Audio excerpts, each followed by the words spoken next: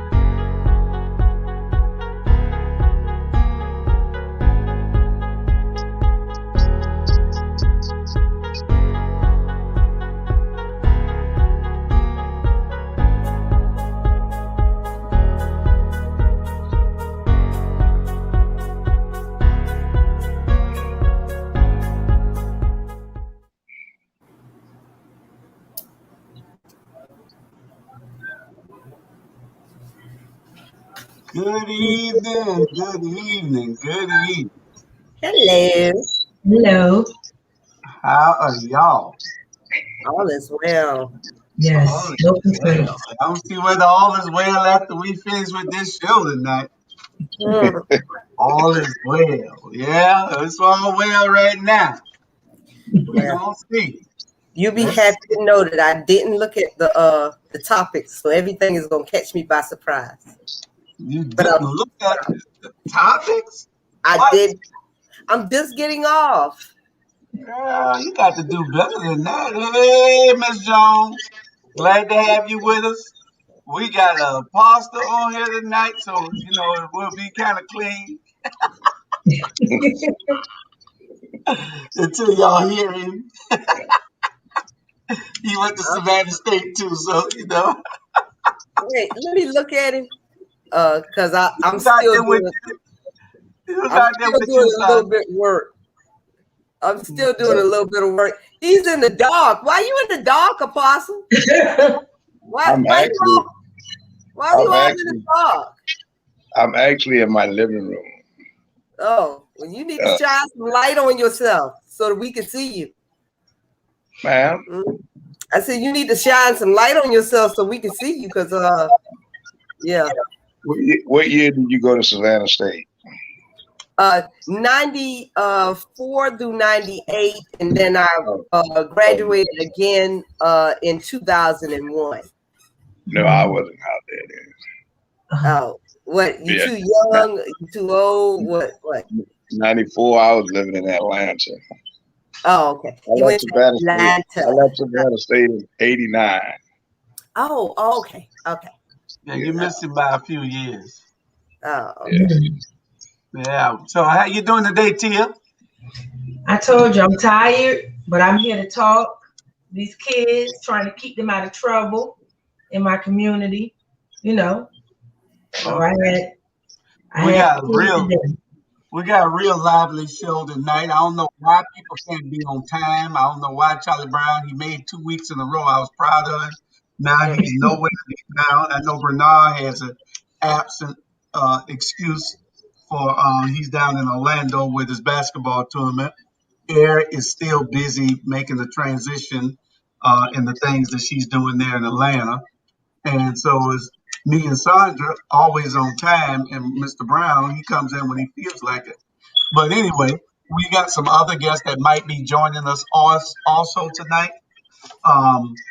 We'll see when they pop on. I won't tell nobody who they are, but we got some other guests that might be joining us. I know I can tell you a few of them. Probably Dr. Jamal Torre, he'll probably join us, and we hoping that Pastor Leonard Smalls will get on. So Sandra, you really got to hold it down then when we got 2 men of God on here, and you should be respecting me. You know, we got 3 men of God on here. You know, That's still 1.5. That's still 1.5. He's 1.5. You know, Pastor Smalls. I mean, you know, he can go from 1 to 100. I think that he might cut somebody. I don't know. I mean, Pastor Smalls might cut somebody. Pastor Smalls might cut somebody. Shoot, he's a fighting pastor. He's a fighting. They put the gangster up in the corner right there, Brother John. Yeah, tell him ain't nothing changed in Brother Cox. No, not at all. They'll bring the gangster at you sometime. Yeah, they definitely will. Sometimes you gotta lay hands on somebody, you know, not in the holy way. Shoot. Just let them know. Yeah, still in the holy way though. Still in the holy way. I'll name a Jesus you in a minute. Well, you know, we're gonna get started with our topics. Charlie Brown, I don't know where you at. I know you watching. So come on in. We had a very interesting conversation today, Charlie and I. Very, very, very interesting conversation, and he was giving me all these thoughts that he had, and I told him, I said, "Oh, save that for the show." What, he was giving you thoughts? Yeah, wow. They were articulated so great that I said, "Charlie, why are you telling me this? I need you to say it on the show." So that's probably why he's late, because he's scared to say it. Charlie, if you're scared, don't come. Don't even make no excuse if you're scared. I got Brother John Cox, who's going to say whatever he feel like saying tonight. Believe that. So, hey. We got a special show on Saturday on the Watchdogs. Don't y'all forget Dr. Robert Bryant right there. Dr. Bryant is, we got a special show. Y'all make sure y'all tune into the Watchdogs this Saturday. We're going to have an all-star lineup, and we're going to be giving it the blues. All right. First topic of the night. Y'all make sure y'all share.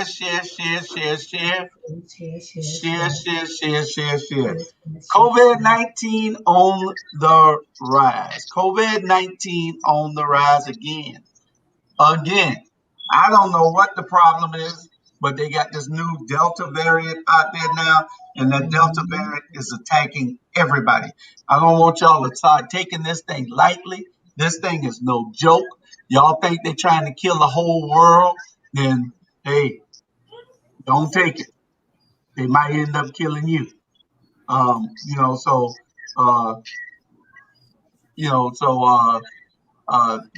need to take it real serious. That Delta variant is more contagious than the first strain. So if it's more contagious than the first strain, that's a problem. You know, I don't know. All the kids are going back to school. In-person schooling is now going on. So we got to look at that. So what say you, Sandra? Well, I mean, first, I don't think that they're going to delay schooling, and I don't think that it's going to be a shutdown the way it was the last time. You know, I just think that they're going to let people just suffer through this, because if you have access to a vaccine and you choose not to take it, woe be unto you. You know, the ones of us that have taken it, they said that we're not dying. We might be getting a little bit, sick, but we're not dying. So I don't think that Biden is going to shut anything down. I really don't think that we're going to go back into a mass mandate, so to speak. I just believe that, it's going to be like on a city by city basis. Yeah. And I know that these Republican states are not going to do anything because they didn't do anything during when it was really hitting our state. So there it is. Yeah. Well, it's gonna be a problem, I think.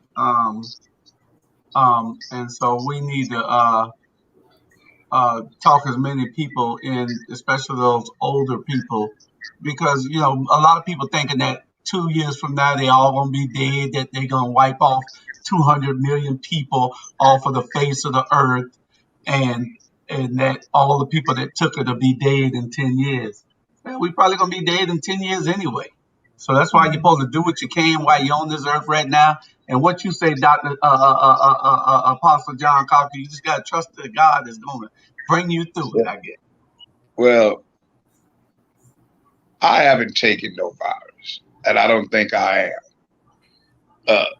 I think from a perspective of truth and honesty is that I know a couple of people who has taken both of the virus, both of the antidotes they're supposed to have. And one of my pastor friends, he just caught that new variant. My perspective is this, and I have diabetes and I deal with asthma. I mean, so far God has protected me because I've actually had a tenant in one of my rooming houses who had COVID-19. My thing is this, and everybody have to make their choices. Yeah. Whether it's my time or not, if it's God's will, then let it be, and I have to stand on that. But I cannot preach ignorance. So if you feel compelled to take the virus, I mean, I don't take it because I don't believe I should inject something into my body and trust no man because of the riches that some of these people are making off of the antidote, like Dr. Fauci. Dr. Fauci, they said, has made over $40 million invested in certain pharmaceutical companies. When this virus came out in 1988, they sort of incubated two viruses together and they lost control of it, just like they did with syphilis, gonorrhea, and those things in the early 60s and 70s. So as a person who I look at the pros and the cons of it, a lot of people are still getting sick. And they shut the states down, they shut the cities down, they practically shut the church down. And I think what they need to do, and this is just my personal opinion, like you said earlier, we have to be wise in choosing whether we take it or not, because I've seen a lot of people die. In the beginning, most of the people died because of the ventilators. Because my son caught the virus in federal prison, they didn't give him anything but Pedialyte and Tylenols. So that when his fever got up to 104.1 degrees, they gave him the Tylenol because the higher the fever goes, the better your body protects you from the virus, because now your body is self-healing itself. But they won't exercise that to you openly. So when you got all these political factors, then you got all these different factions coming in. My point of view is, who am I going to trust? I can't trust Dr. Fauci. I can't trust Donald Trump and his administration, because how can he catch the virus and have it full blown, but yet the medicine they gave him is the same thing I've been taking for the last 25 years for asthma, a Z-Pack. So when you take a Z-Pack and a steroid, what it does is builds up the lung capacity where the fluid won't develop in your lung. But when they was putting those people on the ventilators was causing stress on the natural ability to breathe, and a lot of people start dying, especially in New York. So what we have to come to a point, Brother Julius, is who can we trust?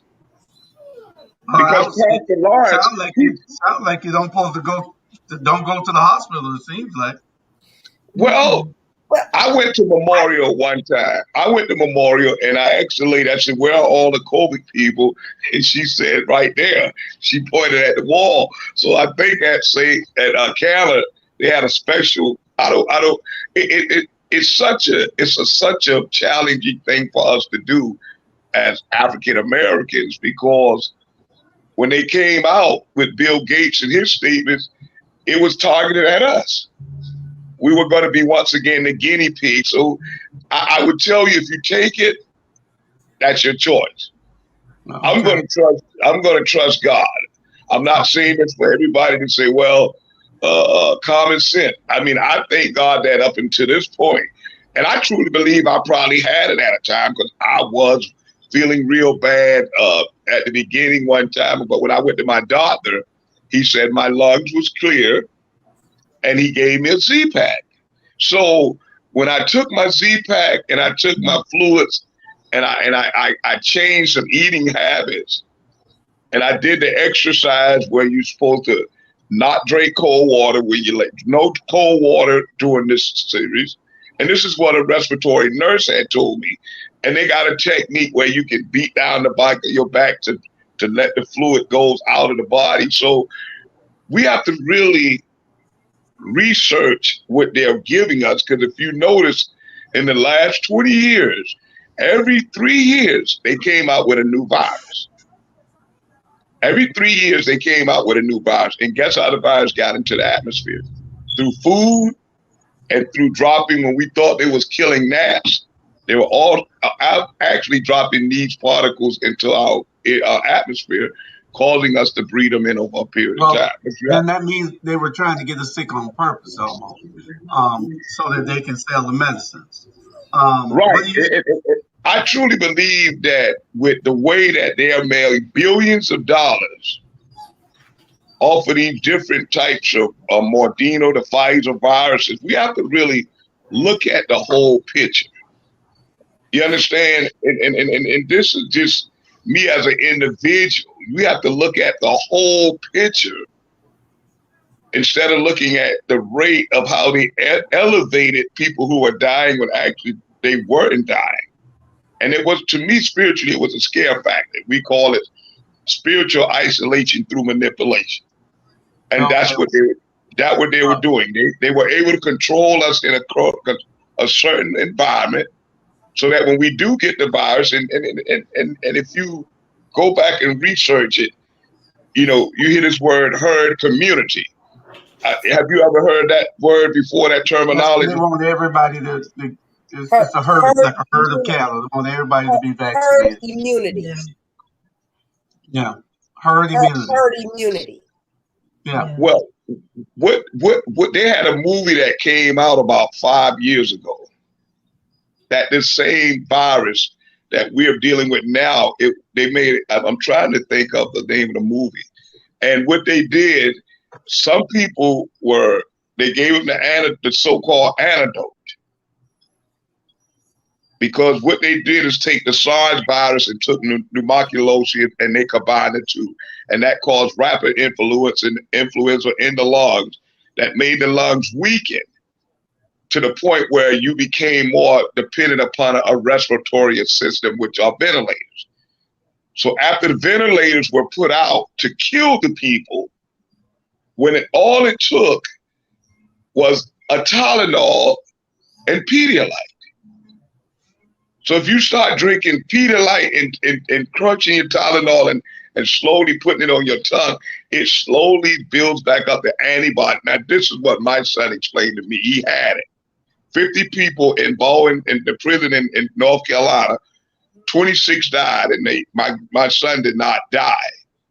And they wouldn't let us talk to them. And I called the mayor of the city, because we had 26 prisoners that died, and nobody could get any type of communication with the people. This is how drastic it was.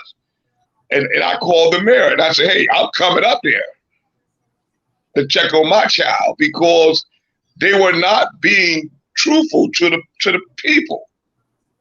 So when we think about this virus, and I don't want to take it all up, I'll close after this, it really touched me in a different way, because how they tried to control that those 52 black young men were dying. I literally saw one laying on the bed, dying right there in front of his inmate, and this guy had sent the video to his mom, and they wouldn't even let her come to the facility.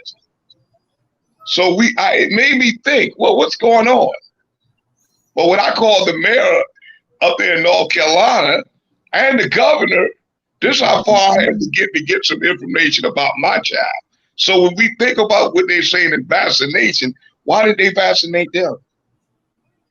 They left them there to die. So, well, was that's before.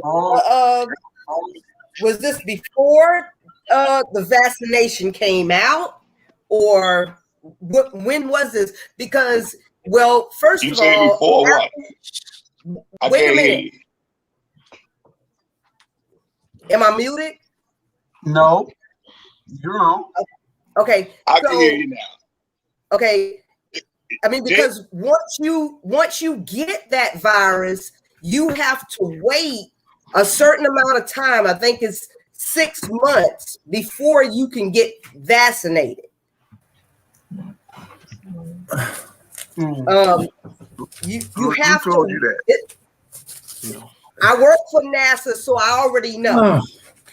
I mean, I know that you have to wait. It's not coming in, honey, for some reason. You have to wait a certain period of time. Mute Charlie's mic for a minute. You have to wait a certain amount of time before they can give you, and that's why they tell people that have the antibodies and things like that, that you have to wait a certain amount of time before they can give you the vaccination. And it's a minimum of 3 to 6 months. Okay. We'll get Tia time if she wanted to talk about this, and we're going to welcome our next two panelists, Dr. Linda Smalls and Dr. Charlie Brown. So I'm just going to say that I myself had COVID along with several of my family members. It's not, and it took more than just Tylenol and Pedialyte. I had to order a ventilator system in here for my mom. And so, I campaign for vaccination. You should get it.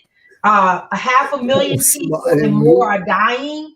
And that's God. That's God and science. And they come together because people are dying. So I'm just saying, they're vaccinating children.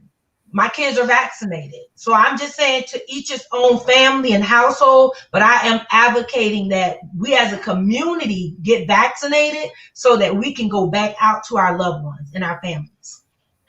Okay. Pastor Small. Hey. Hi, everybody. Hey, Pastor Small. This new Delta variant is out and is tearing the country up again, and they're about to go back to a new face mask requirement for 2-year-old and above. Everybody inside got to have a mask on after a while. They say this thing is going to be worse than the first time. What's your take, and tell us what your thoughts are? Well, the science is actually proven at this juncture. If you look back to the point where the trial started till now, they have now enough track record to actually be asking for them to be the vaccines to be released without the emergency use application process. So they're about to lift that. So it's been proven to be safe because people are not dying from the vaccine. People are not getting sick for any length of time from the vaccine. Now, then you look at how many people are going into the hospital, are being hospitalized. Many more people always have gotten COVID than actually were hospitalized. Now, at this point, almost 99% of all those with new contractions of COVID that are hospitalized are on ventilators or even die, or people who are not vaccinated. That don't take science, that just takes observation. You don't have to be a medical You can do that. You don't have to do that by medicine. You can do that by the numbers. Right. So I just got through last year, of course, receiving a transplant, liver. What most people don't know is Moderna, the Moderna vaccine, was developed at Emory University, the same place where I got my transplant, right here in Georgia. Now, once you get to the point where they're vaccinating everybody, including white folk, that should tell you that it's not designed to kill black folk. Because if it was designed to kill black folk, they wouldn't be doing each other. They don't kill them to get us. So that's one thing. But the biggest thing is, all you got to do is look at the numbers.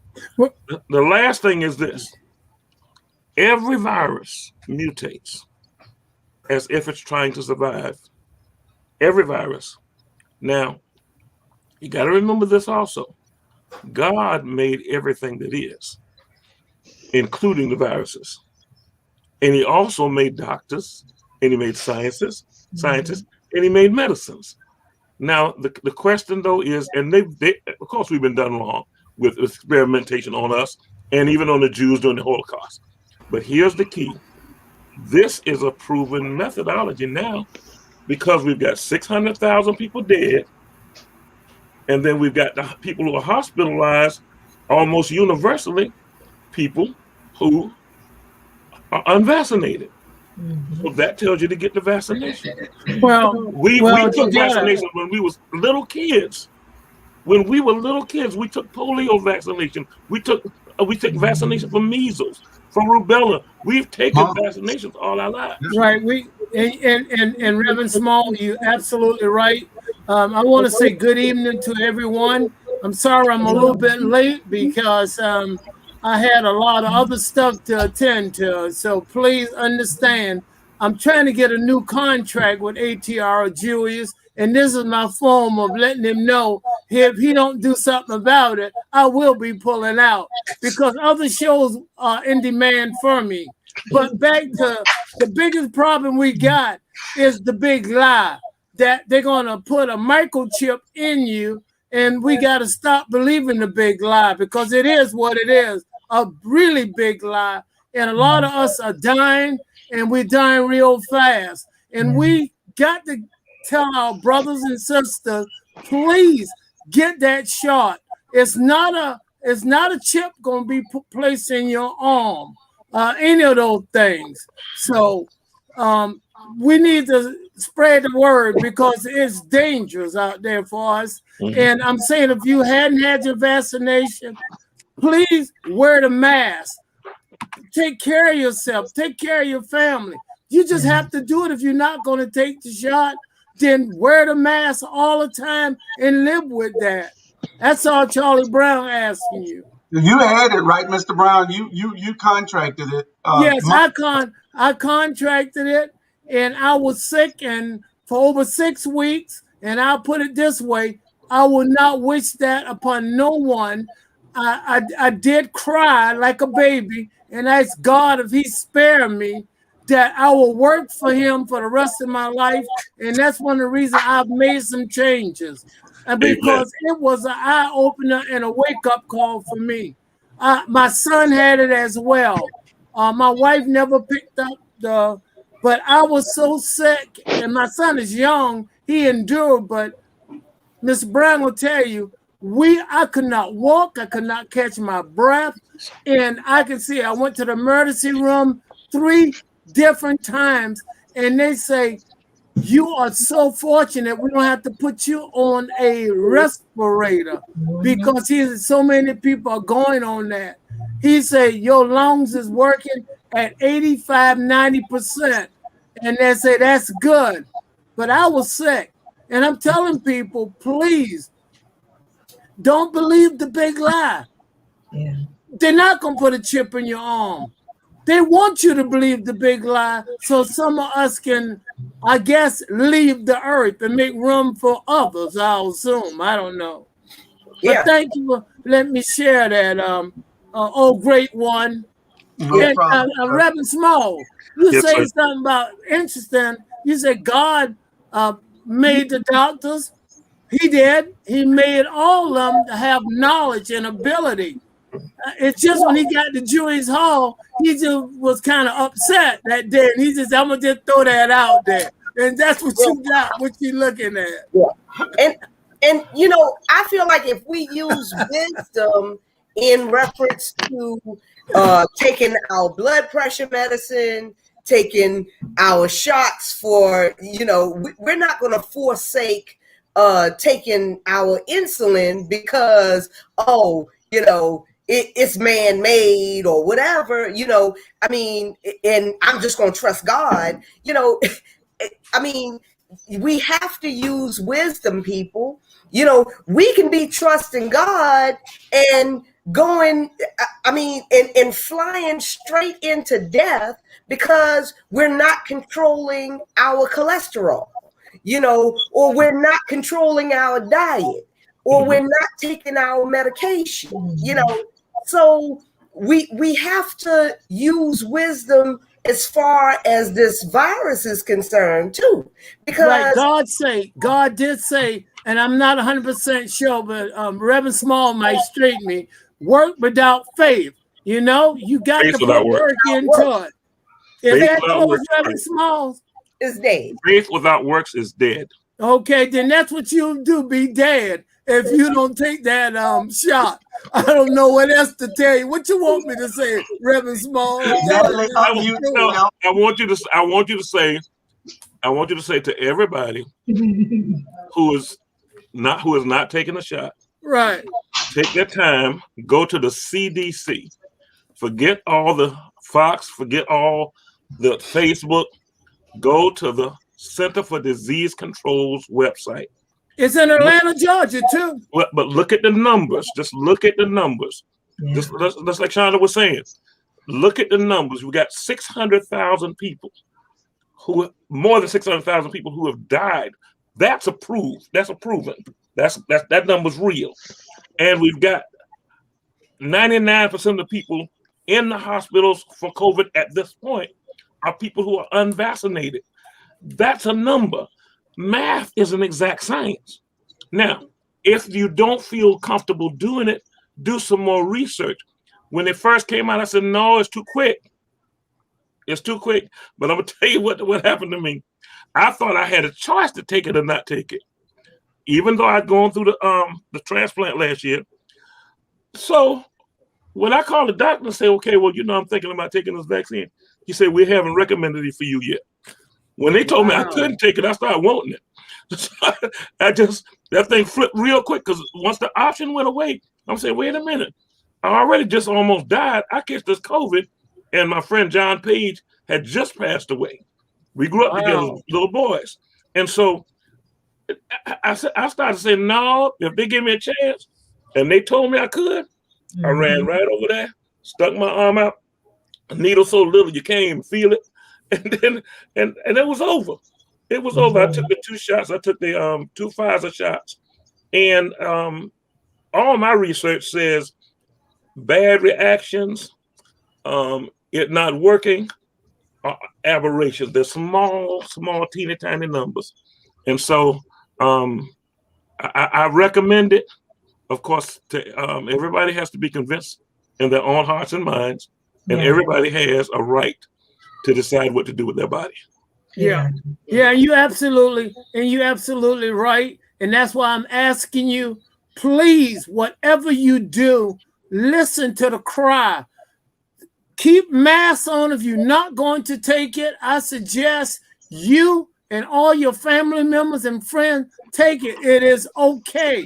I'm still around. Don't you see me? I took 2 shots as well. I'm begging you. I'm asking you. I want you to be a part of this show every week. And be sure you share with your friends, because I'm like a bad refrigerator. I don't keep nothing. I want you to know. Okay? Amen. All right, Natalie, do you have any say on this before we move on to the next topic? I disagree with Pastor Small. You know, people are are definitely entitled to do and make the choices that they feel is right for their own family and their own selves. But if you're not getting the shot based off of rumors and speculation, go read it. The information is out there. The CDC website. You don't have to go to Dr. Fauci. Go to a doctor that you trust, and talk to them. Ask them questions. It's just important to get the facts in order for you to make a wise decision on what you're going to do for your health, for the safety of yourself and your family. That's my little 2 cents. And the CDC website is cdc.gov. And just go to frequently asked questions. You don't have to muddle through all of the, the stuff. Just go to frequently asked questions about COVID-19, or the COVID vaccine. And do your research for yourself. And even the Bible tells us, study to show yourself approved.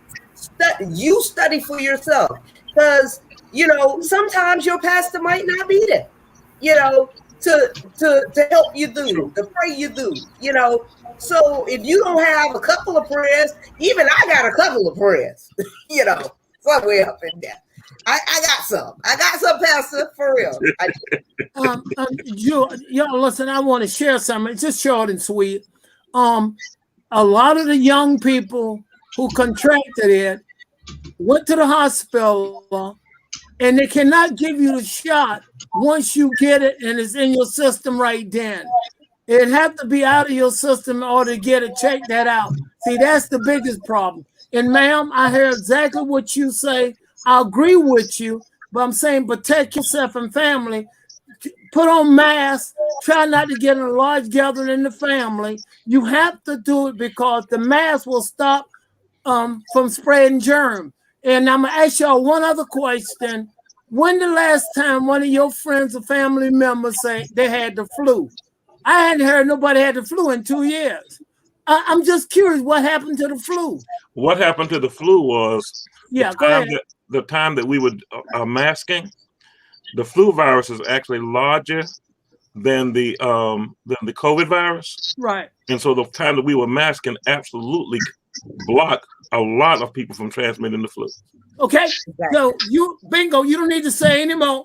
Oh, great one. And Julie's number be the great one, but I'm calling you the great one. You just hit it on the head. Yeah. It's important. If you don't get the shot, please mask up. I know some of you already got on a mask, but put on the regular mask to cover your face, okay? And you know what, I think that the everything is rising right now, because as soon as these states started opening up things, all of a sudden people said, "Oh, COVID has gone. COVID is gone." So now we can start. We can just start blending in with the people that have vaccinated. And now that there's no mask mandate, we didn't want to wear our masks anyway, So they're just walking around and hey, listen, Sonia, listen. Did anyone look at the game last night, the NBA? Yes. 65,000 people, and I didn't see one mask, and they were close neck to neck. I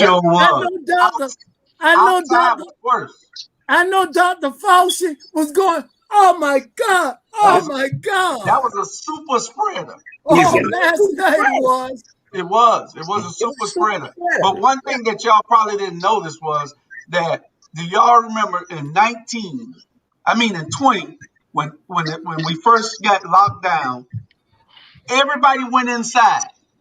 There was no travel, there was no nothing. Right.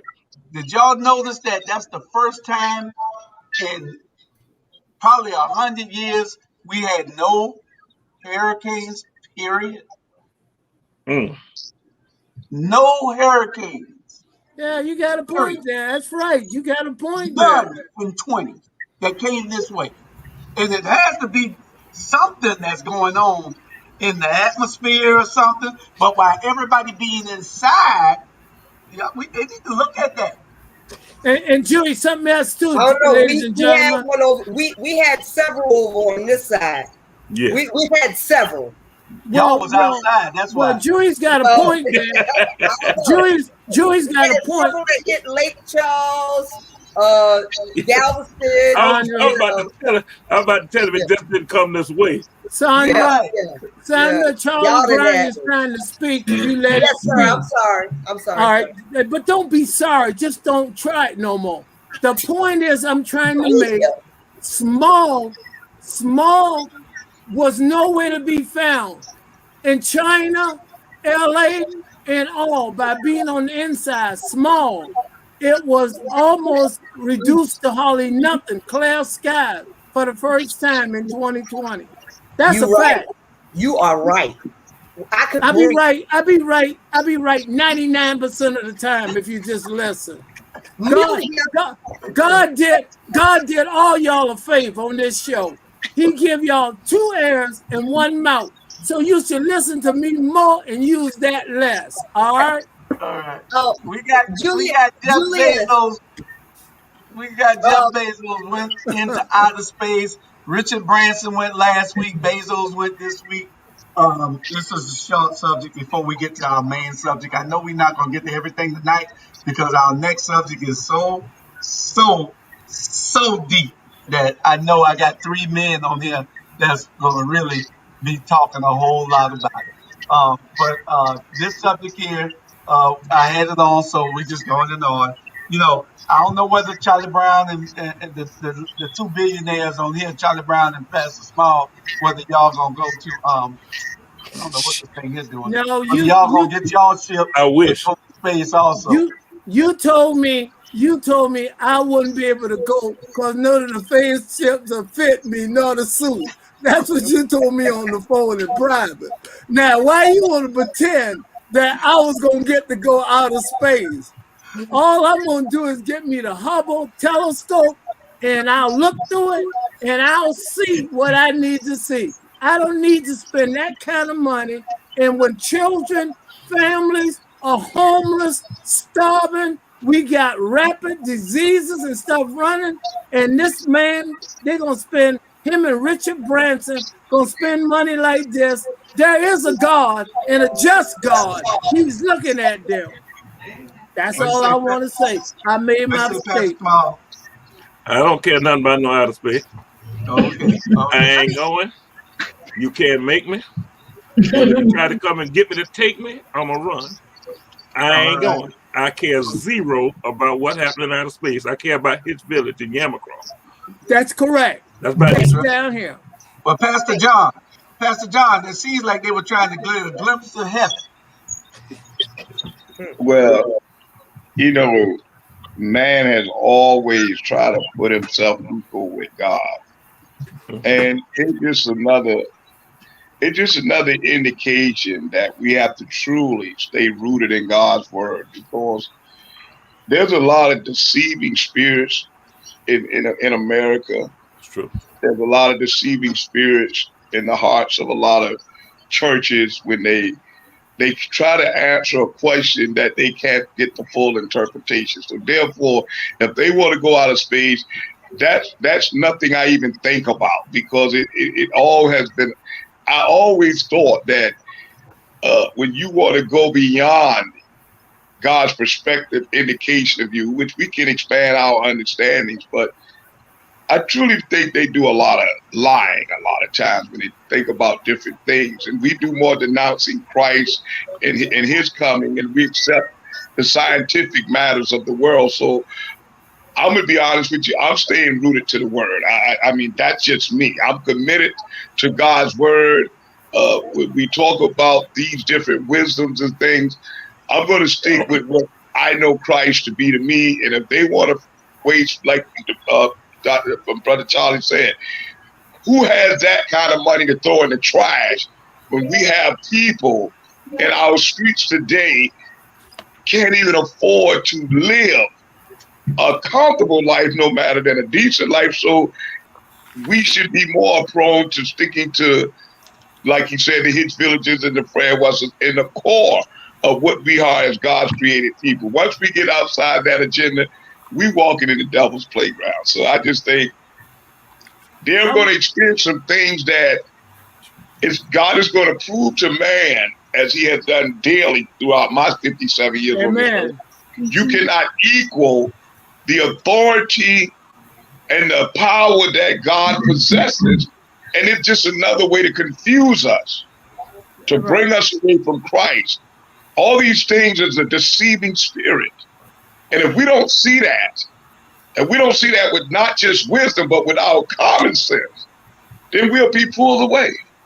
Right. I want to thank you for sharing that. And the reason I say thank you, and I also want to thank you and Leonard, what y'all doing with the weeping time, which we're going to discuss that a little later on, because I know the work you're doing has been very hard out there. So I want to thank you guys for doing what y'all are doing, really, because if the people, we'll discuss that when we get to it, but thank you, sir. And thank you for your comment as well. Oh, no problem, no problem. Okay. I paid $28 million to go up there. $28 million. A big auction. $28 million to go up there. Julius, is that Richard Branson too? No, that was on Bezos. Somebody paid $28 million to go up there with him. Oh, but as soon as Bezos landed, he gave away $100 million. I think he gave Van Jones $100 million. He gave two guys, and it was the total from CNN. And see, that's to promote. See, the young lady used the term wisdom and studied and showed our self-approved. Let's regulate that understanding. The system, and I ain't gonna, brother Julius told me I had 2 words I couldn't say on him. But the system is that they're doing everything, even with this virus, and I'm just being prophetically revealing this to you. They're doing everything possible.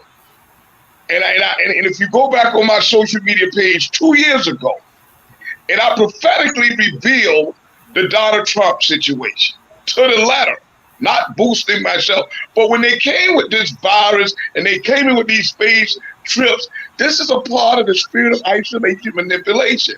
And it happened in the Old Testament when the evil spirits try to put the tribe of Israel in a position of isolation so they can know that it puts the fear in our heart not to truly trust the divine Savior. Now people, they can go to the moon. Once they start thinking they could go to the moon, man will start emulating that thought in his mind, because everything they press to us, we believe. Everything.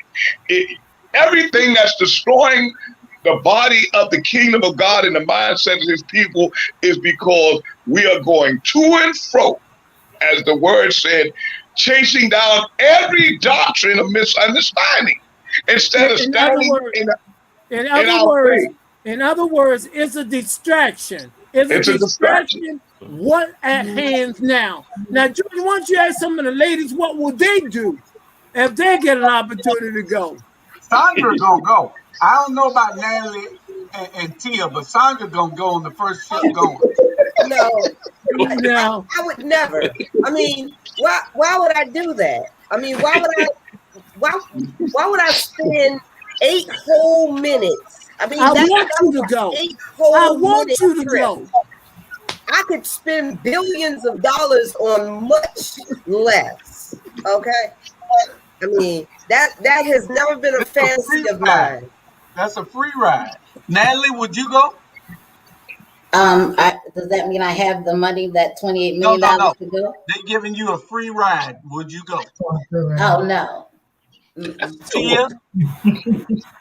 I don't think this is a space for me to answer that question right now. So I don't know. Julius, can I comment? Can I comment just a second? Listen, I will pay Sandra $200 right now if she go. I want her to go.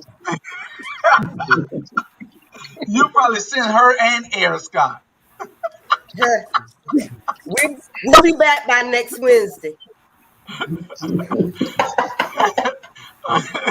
Oh, you heard what she said, right, Charlie? She'll be back by next Wednesday. I have to be nice, but we do have Pastor John on here, and he seemed to be a wonderful man. I'm gonna come and visit you one day and talk with you. Brother Charles, I have talked to you plenty of times in my younger days. I don't owe you no money, do I? No. Even if you did, I would. All right, we talk then. You know, and when I met Pastor Small, and I'm whether he know it or not, and I say this as a true man of God, I fell in love with his courage. When I was when I visited his church a couple of times, and even just seeing him, he was a motivating factor because he had such great integrity with his commitment to God and the people. And he had went through some trials that most of us will not even want to partake of. And when I was growing up, and I mean, I'm 57, but when I used to see him when I was in my 20s and 30s, and people would tell us about him, Piccolo, we'll sit around there, Brother Piccolo and Brother Ben, and they'll tell us about Pastor Little Small. And when I finally got to see this guy, well, can I say guy, Pastor? Yes, sir. I honored the fact that he was so genuine in his will for God and the people. And it put him at times in a bad perspective because they would look at him like they would look at me, a radical black pastor who comes in a racist epitome, but truly we just doing what Moses did. We're trying to save our people. Amen. So we have to put our mindsets to think that these things that they're doing with the spaceships and other things, we are interested in that. Right. We are interested in rebuilding our culture and our legacy, and that's what I'm about. Right. What you're doing and what Leonard doing, radical, if people know what it means, look that up. It means want to make changes. And you are about change. That's what a radical is. And Leonard Smalls is all on above. Last night, when I was on the phone when about 11:45, when Brother Jamar Torrey and Brother Apostle Cox called me about 11:45, woke me up out of my dead sleep. I can tell you that when I closed my eyes, Brother Cox, Pastor Cox, I thought you was Leonard Small. I kid you not. Oh, God. That's why you on the show. I said, you got to come on the show. You sound just like Pastor Small. Yeah. I said, they ain't going to be able to handle two of y'all now. Both of them are radicals.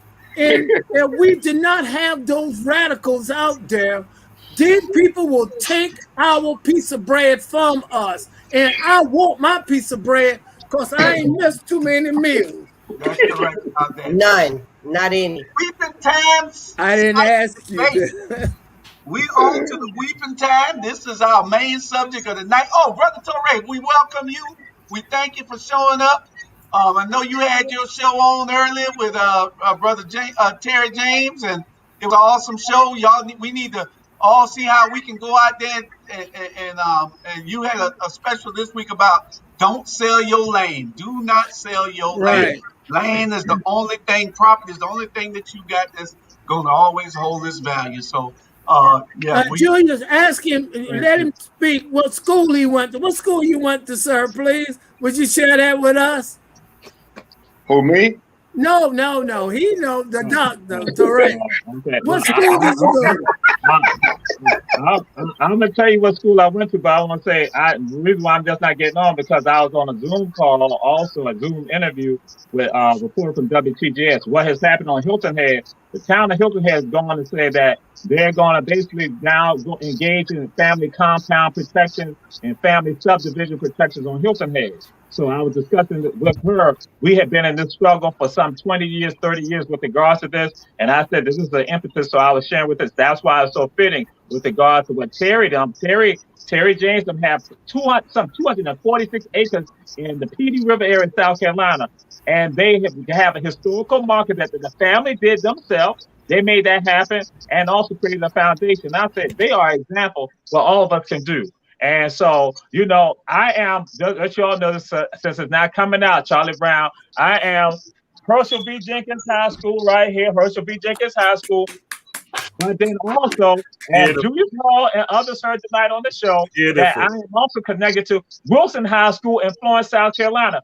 Wilson High School, Purple and Gold Tigers. But to let you know this, they were founded in 1866 because what happened, Sonia Stanley tried to get smart about, you know, Beach High School, 1867. I had to let her know, as I told her later on, I said, it's 1866 for Wilson High School. But just to let y'all know, and see, somebody who know me well is that, again, my brother, Reverend Pastor John Cox, we also know him as Dada and also as Black Jesus. And so that's why he, as we say, he don't play the radio with nobody. He always been like that. And so I'm here really to try to monitor, make sure he do the right thing. But I do have something I want to say later on, because I don't know, y'all have some other conversations. Like I said, I was on the Zoom that I want to try to get out. So I'm about to say we need to burn Savannah down right now. And there's a reason why I said we need to burn Savannah down. But we're going to find out why you say that. I really want to know, but I wish you wouldn't have said it. I wish you wouldn't have said it. We going to jail. We going to Facebook jail. I was telling you, I wish you wouldn't have said Black Jesus, because Sandra know that now. Sandra gonna say, "Oh, his name was Day Day." I know some thug in him. No, he was talking about what Dr. Torre was talking about. Burn it down. He was talking about the mosquitoes are so bad. You're trying to get rid of a lot of mosquitoes with the smoke. It's like a smoke thing. The smoke kill the mosquitoes. That's what he's talking about. I'm pretty sure a lot of them mosquitoes need to go. It's spiritual. It is spiritual, and it is historical, and it's cultural, and it is environmental. So that's what it's about. Absolutely. Okay, yeah. Well, we getting on to the weeping time. Because I know mosquitoes. Let's go to weeping time. Okay. So much to talk about on this weeping time, and like I said, I heard the brother talk about the Savannah today, and I told him to be quiet, don't tell me no more, because he should tell that to the world, Mr. Charlie Brown. And he went to talking, and I said, hold on, just shut up for a minute. You talk too much. First of all, you talk tonight. You know? But anyway, we're gonna I have laryngitis. I can't hardly speak right now, so right now I'm gonna do more listening. We got three other giants on here that's gonna expound on it. And we got Tia and Nelly, and I know. I don't like how you had say that, Mr. Julius, after you had said giants, and then you said my name. You're on the way to being a giant. No, I'm already a giant. Let's get there. In Jesus' name. In Jesus' name, I'm already old enough yet. No, sir. No, sir. I don't receive that. I don't receive that. I'm a giant. I'm a giant. Go on. All right. Amen. It's okay. Okay. Well, they made a ruling. The state hasn't, but the city has, and they want to say that that's not the weeping time property. So, brother, Dr. Smalls, we're gonna let you go first on this here, and tell us what you are thinking of. Okay, let me explain several things. First of all, we got the linest set of media you ever seen outside of ATR. Okay, that's the first thing. Secondly, we got a mayor that thinks he can flip the script, play the game, hide the ball, and things like that with his verbiage to fool us. Make sure you understand something. This fight ain't over till we say it's over.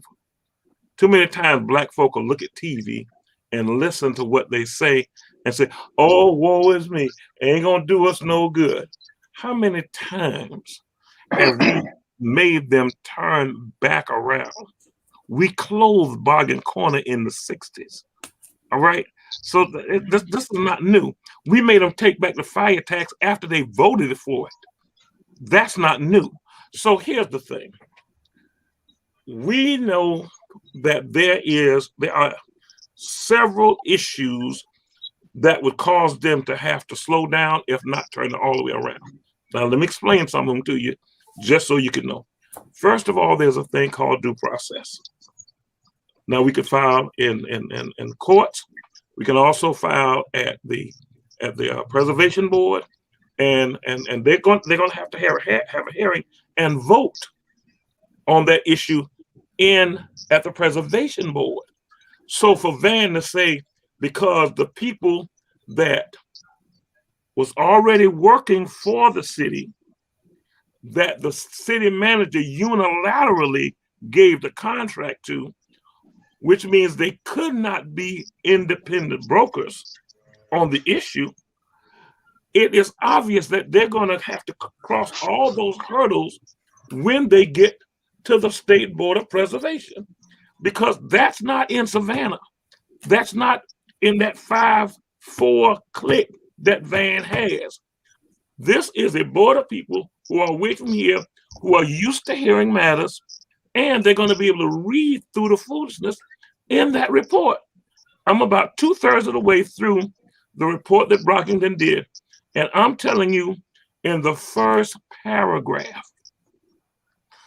what they did when they put the marker, think about this now, the same thing that has that marker where it is on Augusta Avenue, which is away from the Weeping Time property, is the same thing they're trying to do to us now. Just trying to push it away, snap it down. Now, in what interest it would be for Black people to do that? You got me puzzled on that, and I got a degree in behavioral sciences. But I want you to understand this: it ain't near about over. It's not even close to over. Now, the other thing you need and hear this.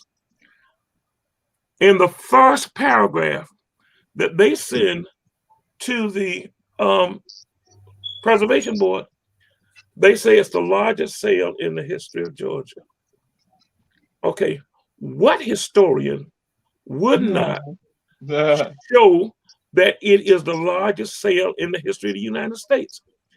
Because that's established.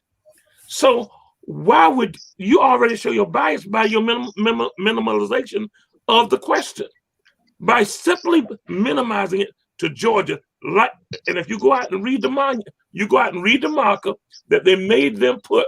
They know they needed a marker, but they wouldn't even let them put it on the land, which is owned by HUD, which is government land. So it's 2 blocks down the street. Well, it's good it's in the vicinity, but what I need you to understand, they keep trying to put us in the vicinity. They keep talking about the vicinity. Well, the vicinity is the property that was called the 10 Brook Race Course, not racetrack, race course. And the documents that we have outlines a racetrack on the race course near the property, on the property that abuts Augusta Road, which is where the Salvation Army wants to go. Now, having said all that, we're gonna beat them anyway. I don't know how people get in these fights or get in these struggles and be so weak to let WTOC or the newspaper tell them what their truth is supposed to be. Okay, I'm just saying, these are the same people who basically said it was proven that William Zachary Harvey killed himself in the precinct, in the interrogation room, with no video on, in the interrogation room, in the precinct, on his knees. He choked himself on his knees, on his knees, with his own shoestring, with his arm tied to a stationary bar. So if his arm is tied to a stationary bar that he can't move, why would he tie his string to a blackboard over here?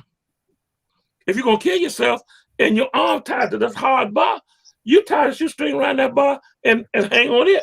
If you hung yourself, but he ain't hang himself. He ain't hang himself. He's one of those so many statistics, and we're not hung out at the Weeping Time. We're not going to be that statistic. Yeah. Make sure you understand, and I've said this more times than not, we're going to do whatever it takes. You see that sign right there? It's different than others. See my bear with the t-shirt on? Me and my bear don't play. We ain't giving up. We ain't quitting. And the key to it is you can't win if you quit. That's correct. And you can't quit if you're going to win. And so we're going to win. And bottom line is, if it takes going to court, we're prepared to go to court. Been on the phone with lawyers today. We're going to do whatever it takes. We're not going to roll over and play dead. And the other thing that you would know about me, Apostle Cox will tell you, Charlie Brown will sure tell you. Okay, and most of y'all know me like this. I'm not waiting and look around to see how many people are with us. I never do that. All I do is try to figure out what's right and what God would be pleased with, and that's what I stick with. I've never needed a crowd to stand up for what's right, because crowds kill Jesus. Amen. Okay? And make sure you understand, all I need to do is, and this is, we've figured out what the right thing is here. Okay, we got the right man leading us, the Superintendent Larry Gordon. We got the right folks helping us. A couple of them right here coming every week. Bam, bam, bam, month after month after month after month. We know we got a strong enough core. If 12 disciples can change the last 2,000 years of human history, then that room we had just last Sunday would change the entire universe if we wanted to. And that's my story, and I'm sticking to it. Listen, Julie, I'm going to let the next person talk. I just want to make a comment after what Leonard said, just a comment. Listen, one of the most powerful things you say, and I use it every day now, when you say, if Eddie DeLoach was mayor, we would not be going through this now. That is a sad day in Savannah. What that man said, it resonated with me. It stuck in my heart. I love Leonard Small. He told the truth. He said, if Eddie DeLoach was mayor, we would not have been going through this now. And he is right. That's correct. Oh, I believe to add to that, they've been trying to do this since 2005, which would mean that Otis didn't go for it, and Enda didn't go for it, and Eddie didn't go for it. They've been trying to do this since 2005. Now, put that in your pipe and smoke it. Pastor Leonard. Yes, sir. I'm going to say this as gentle as possible. And our mayor is a sellout. Our mayor is a man with a deceiving, lying tongue. He cares less because his secret agenda is to be a part of what they call the bougie elite token Negro crowd. I watched this man. I went to college with this man. Wow. And I told you about that. Listen, Brother Jamal, the truth sets you free. And I'm not throwing stones because as an individual, and I stay behind the scenes, but I'm very active in the community. They actually call me now the hood pastor. And I watch these situations. And I was out there when you gathered up that day with the attorney Chad and all these people. And when I was standing there, it's like the ancestors was whispering, we need to come together to save the dignity of what we have left as our history. And I remember times of just dealing with Van in college. He always came to me as a sellout.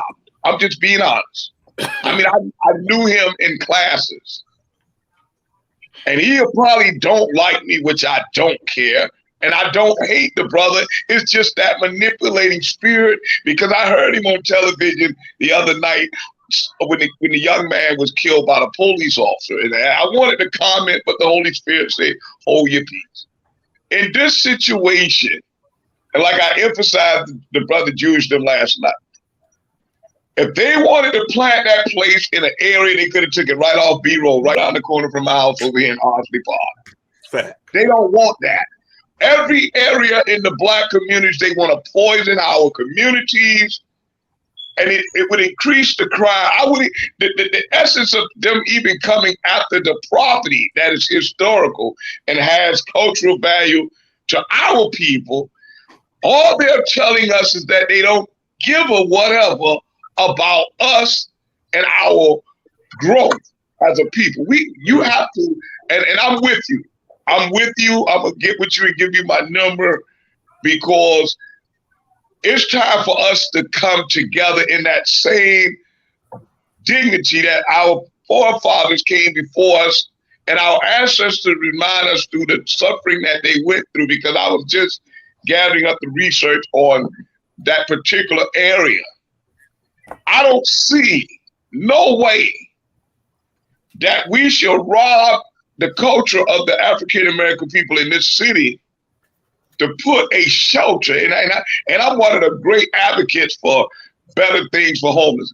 But the Salvation Army alone is nothing but a big ripoff.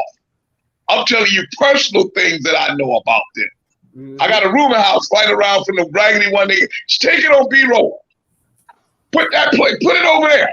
But they won't address that. And for Van, you always say go to the leader. And I'm not trying to destroy his character because he's done that by himself. But Mr. Johnson, I have to honor because he's a leader. He cares less about the dignity of our ancestors here in Savannah. He has done nothing to my observation for the Black community. So in order for us to make a change, and I was telling them last night, there's a thing that God gave me years ago, 72 hours of power. We have to get these people attention, like you say, that we are not quitters. We are not going to give in, not just to the weeping times, but to the communities, the deaf and the invasion of the deaf spirit in our community, to the mindsets of them giving away everything and robbing our communities and never pouring nothing back into these things. It is bigger than just our ancestral burial grounds and how they mutilated us. I was just telling Brother Jamal, that's one of the reasons why I don't go on the riverfront. Because that's where they used to rape my people at and sell them. How can I celebrate with people who care less about my people? God showed that in Moses' heart, that we must stand together because they will use our very own people. That's true. I like to just say comment after him as well. What I find interesting, if we take away weeping time, let's say weeping time wasn't going there. The people still do not want it. You shouldn't put something and make the people have it when they don't want it. I know it's about the weeping time. It's about the weeping time, but it's about what the people want. The constituents don't want it. Now, a couple things the Salvation Army could do. They want to probably give it to SCAD. And I say this boldly. That's where it's going. If you look at Montgomery Street, that's where it's going. All the SCAD build all those no-paying tax buildings. They don't pay no tax on them. They can take where they're at now and go up 1, 2, 3 stories and put it right there on Montgomery Street. But that ain't what they want. SCAD want that building. Yeah, that's what I'm talking about. And you know what? That's how hogs eat cabbage. It's about big. Let me give you a piece of news that the news won't give you. Last week, Woodville had their community meeting. Yep. And Bernetta and a few other members from out there in that area, including Dr. Hall, Tanya, went there. And at the end of the meeting, Bernetta said she was surprised that the Community Association for Woodsville is supporting them bringing the shelter to West Savannah. The secretary immediately said, that's not true. That didn't happen. That was Mr. Webb by himself functioning unilaterally. That's not something that was passed, brought up, or voted on, or approved by the Woodsville Community Association. And that's why you need to listen to ATR. Well, That's see, the truth. Correct. see, the mayor's Van Johnson's works would be complete at this point because he has systematically, for 16 years now is going into the 20th year, done nothing in that community At all. and sold out that community. And now his work is going to be completed with this Weeping Time project, because every time that he has the opportunity to stand up for that area, even as when he was the actual leader of that area, he never did, and never to the benefit of the African American people over there. He sold them out more than he pushed them forward, because that Augusta Avenue plan is probably, has collected so much dust since Mayor Adams had it written under his administration. It was supposed to be carried out, a long time ago. The Augusta Avenue one, the Bay Street one, and then you remember that? That's right. Pastor Smalls, and That's right.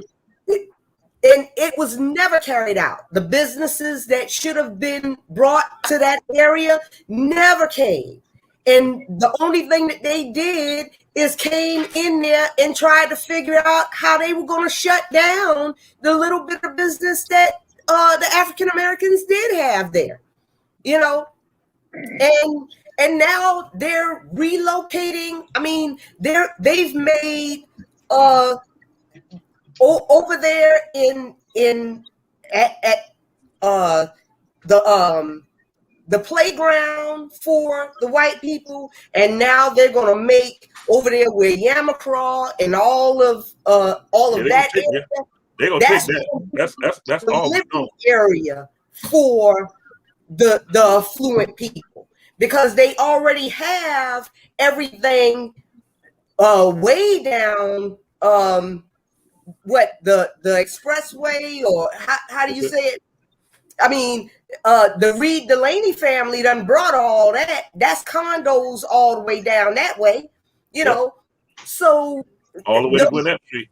Yeah. So I mean, if you guys, if nobody is seeing this, I mean, I'm seeing it perfectly, and I'm way over here. But hey, this is the understanding. When I was in college, and they used to tell us about the flipping of the community, Augusta Avenue, it's like he was choking the life out of the people. And that's why I say, when you have deceiving, manipulated spirits, you're not going to see it right there. But over the years, when he was over these areas and these people, it was like he was taking and putting the poison in their IV, but mentally they were thinking, when he comes out there with that devil smile, that he was for the people of the community. His agenda is nowhere near what it should be. Brother, he's black or white. Amen. I mean, it's not just his complexion, it's his character. And his character is that he's a puppet on a string. There's a hidden society that governs Van Johnson and his movement. We have to look at, and as a prophetic man of God, you can see these things, because I watched this guy like an eagle watches a fish when he's hungry and it's in the ocean. He's going to visualize a straight, no distraction from the smile, from the little words he'll say. If you go back and you watch this man, and I sat there and I said, where in God's creation, as a black man, would you not stand for something historical? That's just the common understanding. Because the white man gonna stand together regardless. But we gotta go out like we went out that day. It wasn't like Pastor said, it wasn't a bunch of people. But we still have to make our efforts and our voice concerned. And if they can storm the White House, we can storm City Hall and demand change. Not in a way that is violent, but a way that, yes, sir. What do you think? And I hate to cut you off because but I don't want you to, to take the whole night. But even though what you're saying is resonating so well, what do you think? Why is the reason that all these pastors just drool when they're around him? Is he like the devil, and some of these pastors are not doing what they're supposed to do because they're all kissing his butt? They all I mean, I don't know what the deal is. I'm supposed to be thinking about you're wrong for that, Julius Hall. You're wrong for that, Julius Hall. I want to answer that. Let me say this. That what I go ahead, Apostle. Let me say this, and I have experienced it. I have seen it, and I speak this truthfully, as God had told Jeremiah to speak with truth. In the common modern day church today, we have what we call pimp pastors and prophets for profit. If they are not being condoned by visualization and elevating their so-called identity, they are cowards as far as I'm concerned. Mm-hmm. Because if they can't come out that pulpit and come to the community, as Paul said to Corinthians, this is a community that needs us to come out to. Yes. But they are three-piece demon devils who sits in their air-conditioned luxuries. They care less about you and the common man. I looked up what Rabble was. Rabble is a community of people with a common understanding. But then they'll say that Rabble means a rowdy crowd of individuals coming to congregate.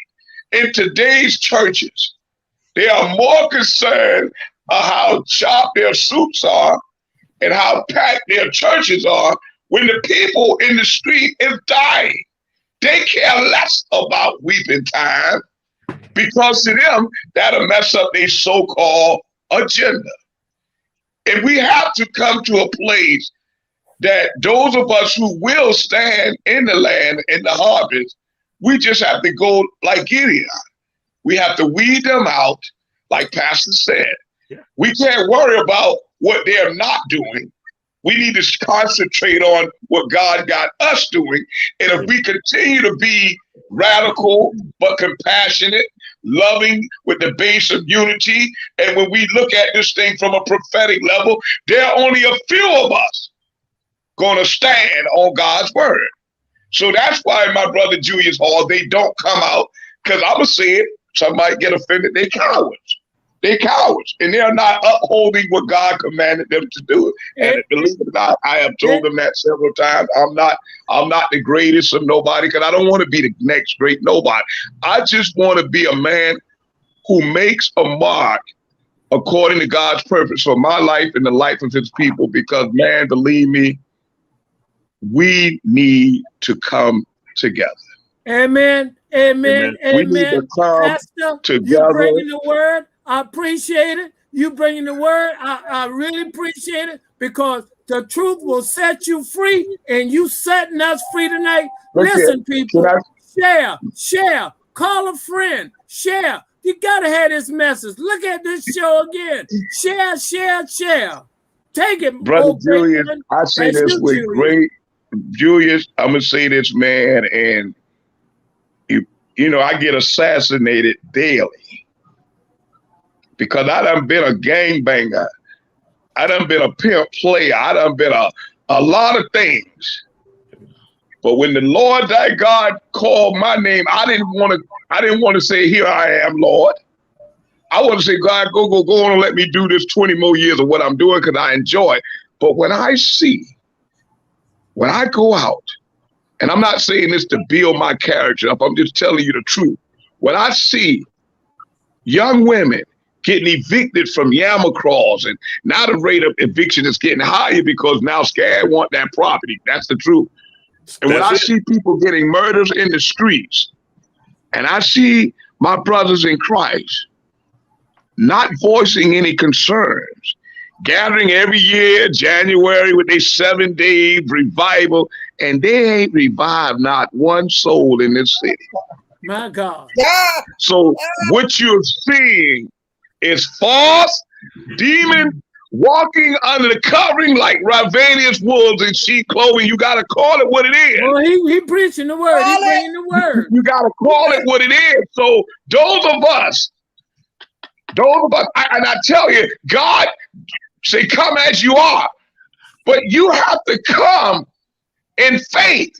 You have to, I don't care who you are. When you come, there's a character and a criteria of your coming. He said, cast them from amongst us. And if they aren't willing to come and do what God has ordained and commissioned us to do, they're not considered my brothers no more. Hallelujah. They are my enemies. Hallelujah. Hallelujah. Hallelujah. We can't sugarcoat and compromise because people don't want to follow the word. I'm one of the biggest sinners. But I thank God that I got common sense and I got a committed love to him that he will deliver me, but I'm not going to sit back no more. I'm not going to sit back and let my people suffer. Thank you for sharing that. That was a community that would just embrace me because I'm an Uncle Tom or I'm one of these pastors. I'm one of these pastors that my name in the marquee board. I've been going through this since I moved back here in 2007, helping the communities. And if we can do that, and God knows, I pray, Brother Julius, that this platform is a wonderful, it might be kind of rowdy, but this is a platform that needs to be shared, not just here in this city. No, sir. We radical. Period, sir. We radical. We radical. Well, no, we radical. Pray. I just want you to know, we real radical. I'm not radical. That's small. What you want me to say after that? We're talking about the Rabble. We're talking me and Julius. What you want me to say after that? We're not talking about you. You go tell that on your show. We're not talking about you. But I mean, what you want me to say after Cox finished doing that? But you didn't talk. Pass the plate. Just pass the plate, y'all. Just pass. Okay. Here's the deal. If you're scared, say you're scared. That's my position with them. Okay, just if you're scared, so we won't be wondering about whether you're gonna show up or not. There you go. Okay. Amen. So here's the deal. You make it look like we're crazy because you're crazy. You listen to this and hear this. They passed a tax on churches, and the preachers didn't come out to help push the tax back. How can that be? They won't even protect their God money. As greedy as they are, as show-offy as they are, as I want to be this and I want to be that. And the reason they gather around the man like they do is because they are trying to see if they can get a button or a badge off the emperor's garment. My God. That's all that is. Now, and here's the thing. If you are for sale, you a hoe. Okay? If you are for sale, I'm weak. Okay, you a hoe. Because what you're selling is something that's so precious that it should never be sold. You're teaching something that's priceless as if it's worthless. That's your integrity. Exactly. Listen, real men of God cannot be bought and will not stand for being sold. It's really that simple. I'm done. But Cox did the thing, man. You know. Yeah. Big brother ain't scared. Julius Hall, just to sum up what Pastor Small said, these preachers are hoes. That's what he said. You know. I said the preachers hoes. They're prostituting themselves. Yeah. They're prostituting themselves. They're prostituting their pulpits. They're prostituting their titles. They're prostituting because if you're giving away something so precious as your integrity, you see, one of the reasons. Let me tell you what happened the other night, and this is not about small. This is about our people in the community. People recognize genuine. So when I don't run the scenes. Rarely do you see me run to a scene of a shooting or a killing. People call me, but normally if the principals don't call me, I don't come. If it's not the family members. So I got a call and they said there was a young man there who had a video of it. As it turned out, he didn't. He started videoing after the shots, but nevertheless. So I got there, and as I walked up, of course, everybody was upset. They were loud. They were cursing up a blue street. Yep. I didn't say anything. I just walked up, got in the crowd, and you could hear around me people in the crowd saying, stop that cursing. That's Reverend Small. Stop that cursing. That's Pastor Small. Don't do that. Don't do that. Y'all calm down. All but about 2 people, and they were extraordinarily drunk. Stop cursing. It went, the tone of the entire crowd lowered. Now, that's not because I'm small. That's because even in the hood, they regard real preachers with some degree of reverence. We haven't lost that except where we've given it away. I didn't say no, and you know I'm quick to tell people, stop that cussing. I didn't say one time that night, stop cursing. Not once. It got the crowd came down, and I know this might be strange because I ain't that crazy about the chief, not the stuff that he's been doing, but it's not personal. The crowd calmed down, and they needed the chief of police to give them some type of statement. And we urged him, and he came out and he got under the tape and came out and stood among the people and talked to the people. Now, a couple of them were a little rowdy with him. But then because I come out the street, when I saw the hood rats kind of getting fidgety, I walked up to the chief. I said, okay, time for you to go back under that tape. And he looked at me like he had wanted to say something. I said, you better move and get him back under that tape. And he realized, and a couple of the veteran cops who knew me also kind of nudged him and told him, come on, get it. And he went on under the tape. But it was good for him to do that. Now, in terms of what they're going to do with this case, we got problems. Now, Julius, you was the police. How do you tell somebody to get out the car for a stoplight ticket? I mean, a stop sign ticket. Mm-hmm. Why is anybody asked to get out of the car when you're being stopped for a stop sign? If it ain't funny, it feels funny. Well, it's profiling. They profile us. Had there been a white, 2 white youngsters, or a white couple, or anything, they wouldn't have did that. Or had it been somebody older, black, they wouldn't have done it. But they're profiling, and profiling is illegal. They're profiling. You give the ticket. If he ran the stop sign, did you smell weed? What gave you your probable cause to go any further than the traffic ticket? So those things need to be answered. So are we talking about that now? Are we talking about that now? Yes, sir. You can go ahead. All right. Okay. Now, the officer that did the shooting, is he African American, Caucasian, Latino, Asian, or is she African American, Caucasian, Latino, Asian? What's the race of the officer? Huh? They're not telling. All right. Where was the person shot? Where was the person shot? I've been given that he was shot in the back. All right. So, as I shared with some folks, Natalie, sit up. People are up in arms about what happened. and Atlanta. People are up in arms about what happened with Walter Scott in North Charleston, South Carolina. When Walter Scott is running away, Walter Scott is shot in the back. Walter Scott, people are now up in arms. We have video footage of that. That's why I had said we need to see the video. What happened in some other locations, what they had wanted to do to allay the concerns and the fears of the people, they have gone and said, hey, what should happen? We'll let y'all see the footage. I know some people saying, let's wait till the investigation, but they said, we want to make sure that our community know we are upfront about this. We are real about this. So we will let you see what the deal is. That has not happened in Savannah. And then I couple that with the fact that when one of my neighbors said to me, which some of y'all saw the video, when one of my neighbors said to me, as I'm leaving my house on the west side and get in the car, this black man says to me, be safe out there.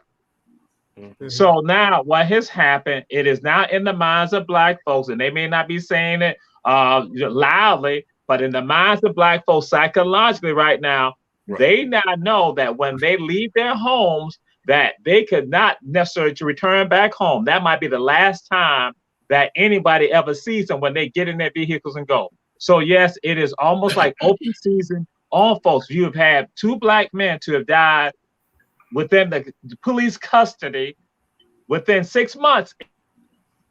Yeah. And what did he freeze? And no one has said anything about it. Yeah, I think all of us froze, at least look at everybody. But no one, especially the pastors, the ones I have said, they talk about prayer vigils and all of that. Why are they not coming out right now talking about, but again, okay, that's the pastors. But what about the community leaders? What about the people we look at being leaders in the community? The economic leaders? Why have they not said anything? Because what is happening in Savannah, Georgia right now, and my brother Dada was throwing it out there, because see the same thing Dada is saying, yo, Najani, Enzi, and I have discussed this back when we were at Savannah State together with some of your elected officials. We had said this type of stuff. I can't use the language I want to use.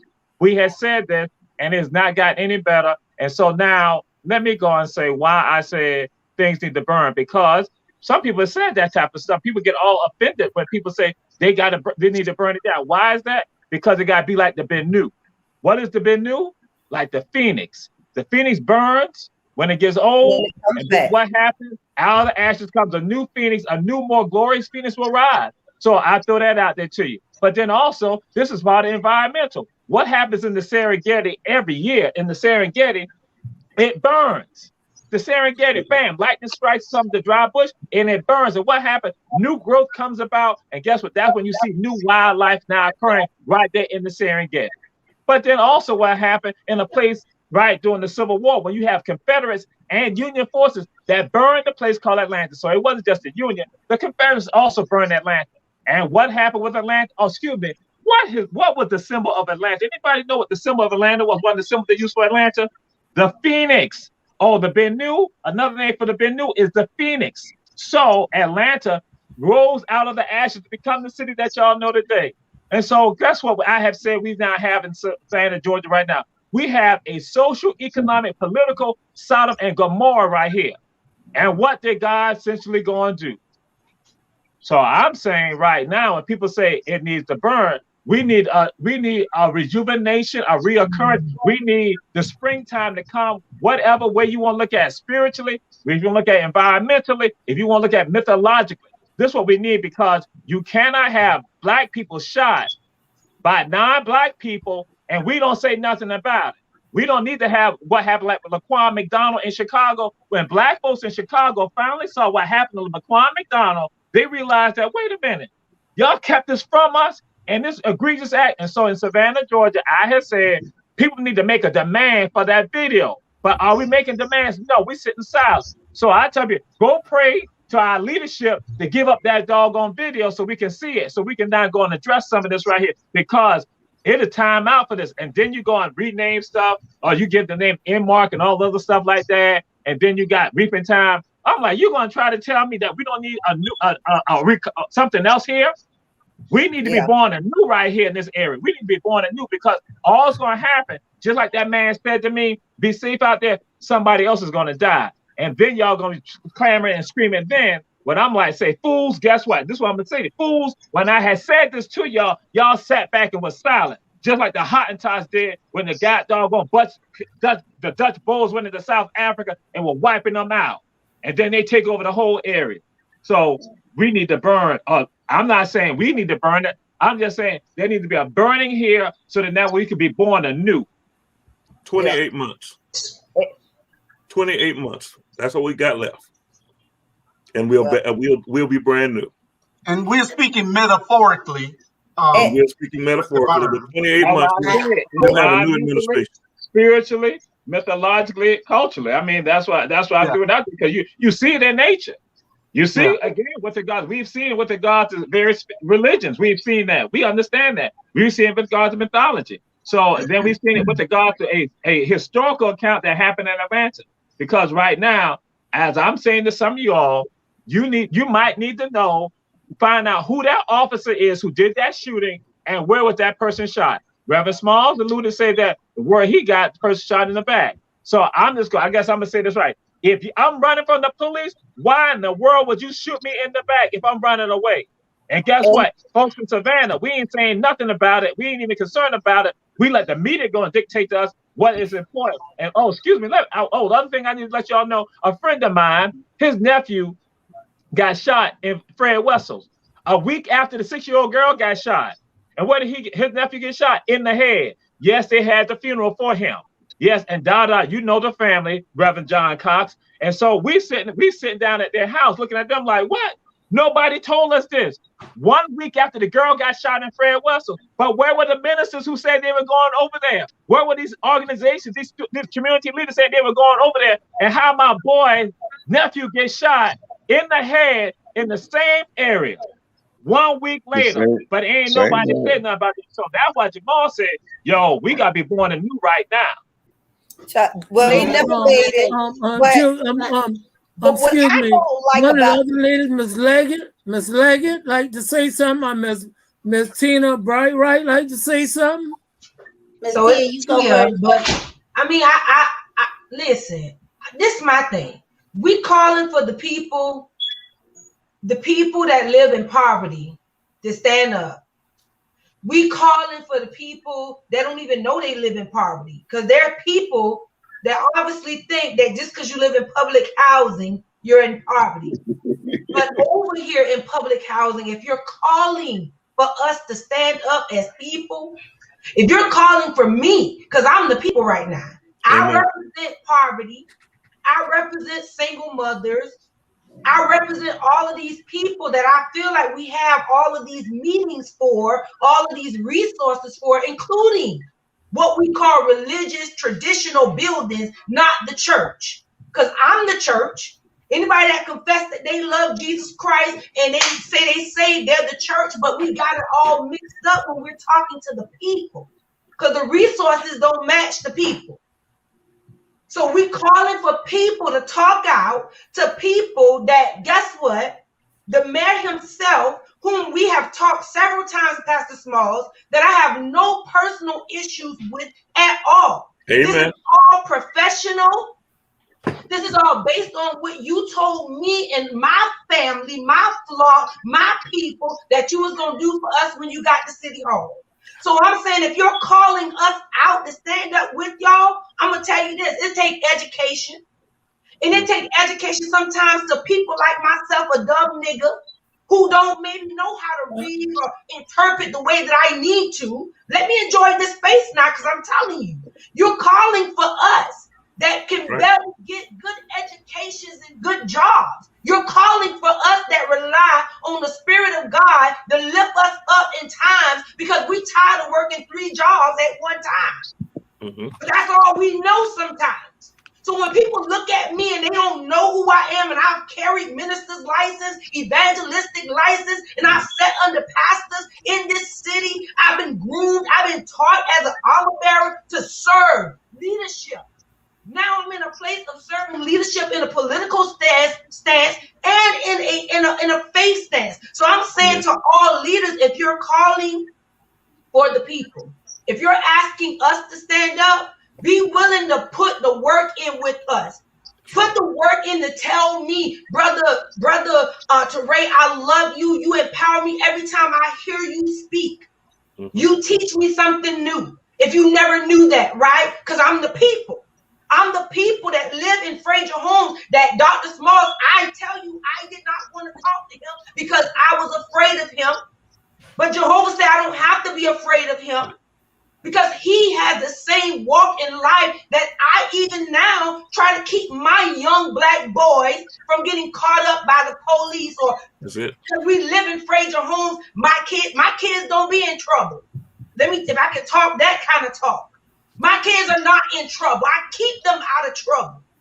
And I'm keeping 30-something other kids out of trouble. And if you're calling for mothers like myself, children out here, you just got to educate us. You just got to break it down. Be a little bit more patient with us. Some of us are fast learners. Some of us are slow learners. But we're ready to go. We're ready to walk the walk. We're ready to talk the talk because we're tired. I'm tired of fighting a fight out here in Frazier homes, and guess what? I bless God that I was able to continue camp here for kids that can't travel to Forsyth Park. Amen. But that took getting $1 million insurance, making myself business-minded enough for Miss Earlene Davis to say, I'll approve this. So it is about us coming together and knowing, just educating us. That's all I'm saying. Thank you. Ms. Leggett, how about you? Yes, I just wanted to say, like, I understand that we're here in Savannah, but ATR media reaches the country. And there's issues like with Ahmaud Arbery, the people in Brunswick that were fighting for Ahmaud Arbery for a long time, until it got national recognition. So what I guess my biggest area of passion of pushing right now is for us to share this with other people. And sometimes that means we got to step out of the personalities of Savannah. Okay, what's going on in Savannah is going on across this whole country right now. Voter suppression, Jim Crow laws, and as our current city leadership shows, it doesn't matter what color you are to enforce Jim Crow and voter suppression. Okay, that's exactly what they're doing.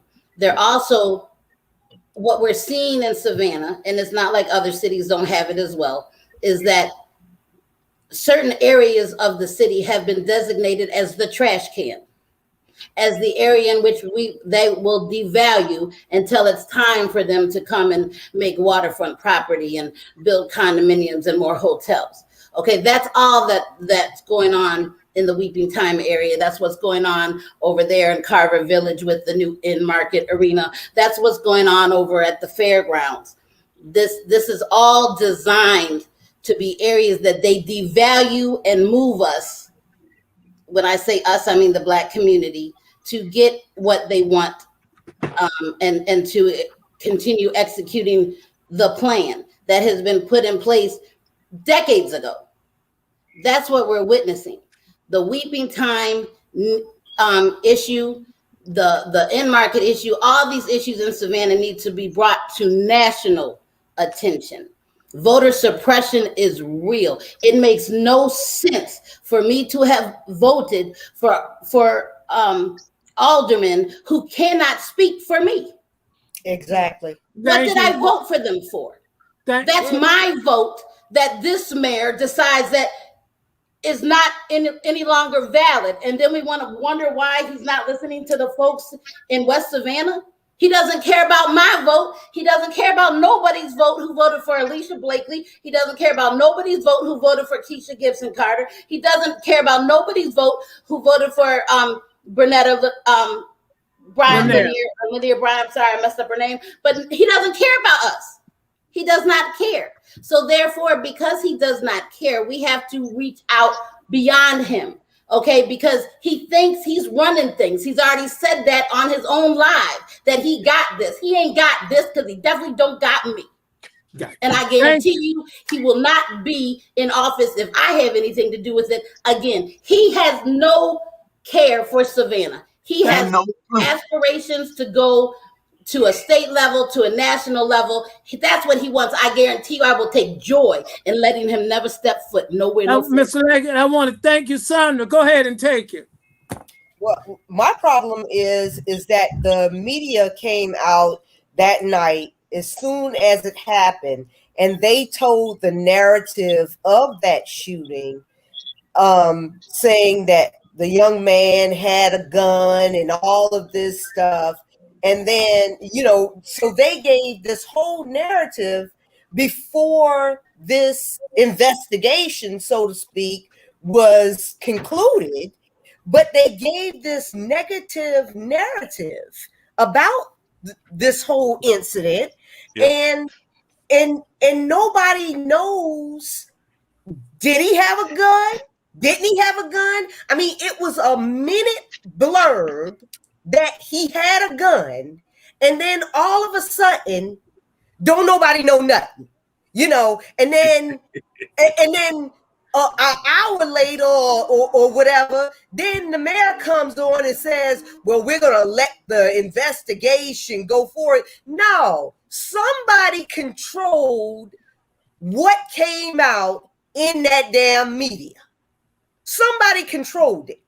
And somebody wanted to put that out there because just to control that, because if you vilify that young man in that, they're not listening to this same story 5 weeks later or 4 weeks later when the real truth come out.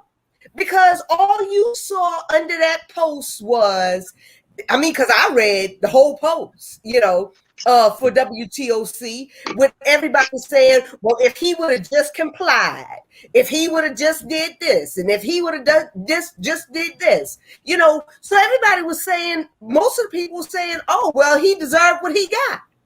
But do we really know if he deserved what he got? And because they put out their own narrative first, we'll never know because they lied. In my book, they lied. Unless you show me the video, you lied. Well, there's a denial of humanity. There's a denial of value of who we are. And I think James Baldwin said we can agree, we can disagree and still love each other unless your disagreement is rooted in oppression and denial of my humanity and right to exist. So, girl, you better say that thing again. Can I say this? I was sitting in my car today, and the police officer, he turned into the complex and he slowed down. I mean, like a funeral slowing down driving. He went to the corner, which was about 40 feet from my truck, and he sat there for a while. Then he turned around in the cul-de-sac and he came back and he rode by and they looked over at me and I sat there and ignored. But I was mentally preparing myself just in case they were foolish enough to pull in front of me and then started to approach me in a manner of trying to identify me. About 2 minutes later, another police came in the community the same way. And I took the keys out of the car, out of the ignition, because then they would have no probable cause to ask me for anything. Because if my keys are in the ignition, by the Georgia clarification of search and seizure, they can still search the car, even if they don't smell the marijuana. In this America today, and as when Brother Jamal had posted what his neighbors said, God was speaking to me today, honestly and truthfully, is that we can no longer sit back and be compassionate for them killing us like dogs in the street. I heard the whole indication when Chief Mentor appeared on the scene. I was watching it from Alicia's feed, and I heard some of the people cussing and all of that. just today when I rolled through the community, because we were trying to find out where the family is and to do some type of support on both sides, praying for the officer involved and also the young man whose family who they just lost. What I can't understand, and I actually researched it today, and I heard the guy on the news speak about the GBI investigation. And like the woman of God just emphasized, how can you come to a conclusion unless you had sufficient evidence to make any statements? So I would suggest that now there's something fishy in the water, because if they saw a video, why don't you be transparent enough to show the video to calm the fire? They're not going to do that, because when they kill my friend and say he hung himself by the shoestring, I grew up with Zach. Yeah. I lived at 424 Wilder Drive. He stayed right around the corner at 436. I dated his sister. And I know him as a man that doesn't believe in killing himself, because that's how devoted he is to his faith. Mother. But when they are not transparent, and I want to call the chief and say, hey, hold on. I'm not taking sides, but if you truly want to take this fire that's building up, because this about to erupt, because in the community, they're saying they murdered the guy. And these people are getting to a point, whether y'all see it or not, I was through there today. It's boiling up. It's boiling up because, like Brother Jamal emphasized, in less than 3 months or 4, at the hands of the officials of this city who's supposed to protect and serve us, our people has been murdered. So we have to make a choice today. We can sit back, we can analyze it all we want. And I emphasize this again. It takes us, the Black community, 72 hours. That's all it takes. And it's prophetic to just be amongst ourselves. You might call it a boycott. I call it a spiritual uprising. Nat Turner told us to do this.